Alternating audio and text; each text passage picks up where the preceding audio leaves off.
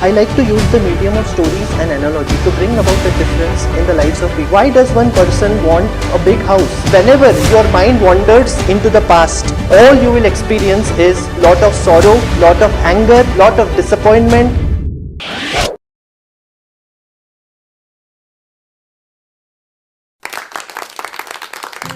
Good morning friends. My name is Dr. Shridhar Boddul. I am a consulting homeopath and a psychologist.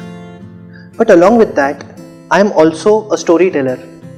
I like to use the medium of stories and analogies to bring about a difference in the lives of people. In the same manner, today I am going to share a few stories which can bring about a massive positive transformation in your life. But before I begin my talk, let us try to understand. I will ask you one simple question. Why do we do the things which we usually do? Why does one person want a big house? Why does one person want to have a big car? Why does someone want to marry a fair lady? What is the reason behind that? What does one actually want? Is it appreciation? Is it respect? Is it identity? What is the thing which one desires? The most important thing is that we do all these things for one single purpose, that is happiness. Yes, that's the prime reason. It is for happiness that we are doing all these things. So today I am going to share few stories which will help us understand how to bring true happiness in our life. Let us start. My first story is about 3 houses. There was a man who was on his deathbed and he had written a will for his children. So he had 3 houses. The houses were named as A, B and C. So he gifted the 3 houses to each one of his sons. Now what happened after his death, the sons moved to those houses. Interestingly, the person who was staying in A house was always seen to be disappointed. He was always sad. He was always angry. He was always quarreling with his family members. And there was no peace. In house C, what was happening was the person was always worried. He was always fearful, he was apprehensive and he was not at all happy.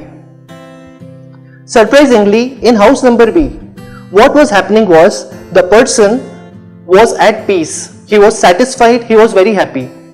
The other 2 brothers were surprised. What was going wrong? Why was the person in B so happy and so satisfied, and why couldn't they enjoy the happiness in their houses? They visited this person and they asked him, "Brother, tell us what's the secret behind your happiness?" And then the brother disclosed to them the secret. He said that the 3 houses which are there are not anywhere outside. These are in our mind, and each house represents something. House A represents the past, House B represents the present, and House C represents the future. So, whenever your mind wanders into the past, all you will experience is lot of sorrow, lot of anger, lot of disappointment, lot of guilt, and all such negative feelings. Suppose if your mind is wandering in House C, then what you will experience is, you will experience anxieties, you will experience worries, you will experience fears. This is because future is very uncertain. The secret, my friends, is that whatever is past is actually history. Whatever is the future is mystery. But today is a gift, and that is why we call it present. So moral of the story is that whenever you are sad in life, whenever you are down, whenever you are disappointed, ask yourself, in which house are you sitting? Is it the past? Is it the future? Or is it the present? And if it is present, then trust me, you can never be sad. Coming to the next story. The next story is power of focus. Now, there was a person in a village who wanted to learn martial arts. He thought that I will become an expert in martial arts and I will act in movies. I will be the next Bruce Lee. So he went to the mountain top to the best teacher available and he asked him, "Sir, I want to learn martial arts. Can you teach me?" The teacher said, yes, I will teach you. The student said, sir, in how much time I can learn martial arts? The teacher said, it will take 10 years for you to master martial arts. Now the student got disappointed. He said, sir, 10 years is a long time. Sir, is it possible that there is some way by which I can learn this faster? Sir, can I devote 4 to 5 hours of my day to this practice and can I do it faster? At this, the martial arts expert told him, if you are ready to devote 4 to 5 hours of your day to learn this, then it will take you 20 years to learn. Now, the student was confused. He said, if I am spending more time, then why am I taking more time to learn?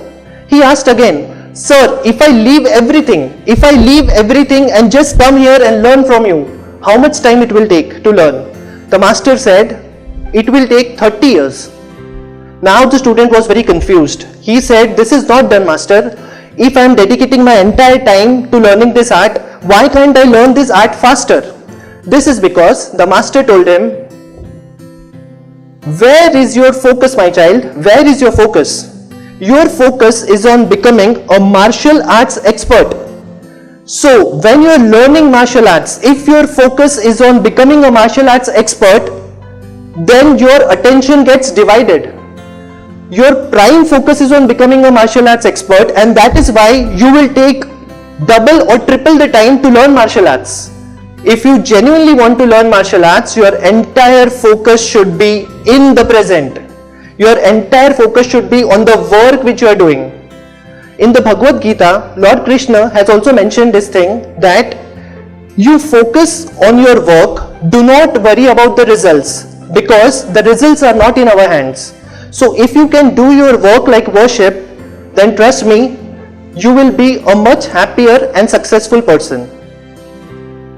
Coming to my third story. The third story is the power of acceptance and the power of gratitude. There was a king and he had a minister. Now the minister had a very interesting habit. Whatever happened, the minister used to say, thank God this happened. He used to say, thank God this happened. Now what happened was, the king went on a war, the king won that war and he came back with lot of riches. The minister said, thank God this happened. The king was happy. When the king was distributing gifts and dresses amongst the people, the minister said, thank God this happened. The king was very happy, everyone around was happy. One day, while practicing his sword skills, the king hurt his finger. His thumb got cut off. When he told this thing to the minister told him, thank God this happened. Now the king got very angry. He said, what rubbish is this? My finger is cut and you are saying something good has happened? So he says, guards, take this guy, put him behind bars. After 4 days, hang him. I don't want to see his face. Then the king decided that let us go for some hunting. The king took some few soldiers and he went for hunting. Now when he was going, his soldiers somehow they were left behind and the king got lost in the jungle. And the king was caught by a group of Adivasi people. Now Adivasi people are the forest people who are staying in forest, and these were a group of cannibals. What they were doing was, they took the king and they said that today we will sacrifice you for the sake of our mother, the goddess whom we pray. So they took the king, they washed him, and when they were about to sacrifice him, at that time they saw that his finger was cut. And because his finger was cut, they said that we cannot sacrifice you. You are not a pure person. So they let him go. Now the king came back to the palace.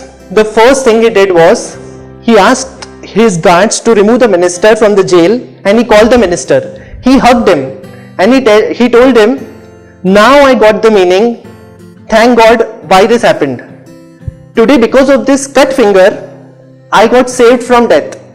But later on he asked the minister, tell me one thing, I put you in the jail, so what good happened to you? So he said, sir, if you would have not put me in jail, at this point I would have accompanied you. And if I would have accompanied you and your finger was cut, who would be the next person who would be sacrificed?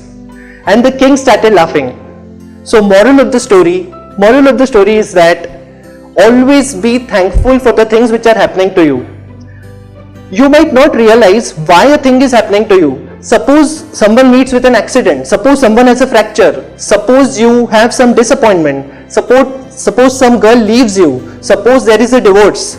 Whatever is the case, you might not understand the significance at that moment, but one thing is sure, this definitely has something good in store for you. So always remember the power of acceptance and the power of gratitude. The next story which we are talking about is the power of faith. Now, there was a Brahmin in a village and he was very much devoted to his God. Every morning he would get up early, he would go to the temple and he would pray to the Lord. Now what actually happened was, one day when he came out, his padukas or the slippers which he wears, those were missing. The Brahmin got frustrated. He was totally disappointed. He was like, where are my padukas? Where are my shoes? He started getting angry on his family members, on his wife, on his child, and he got very disappointed. He started walking towards the temple. In his mind, he was constantly thinking, why me?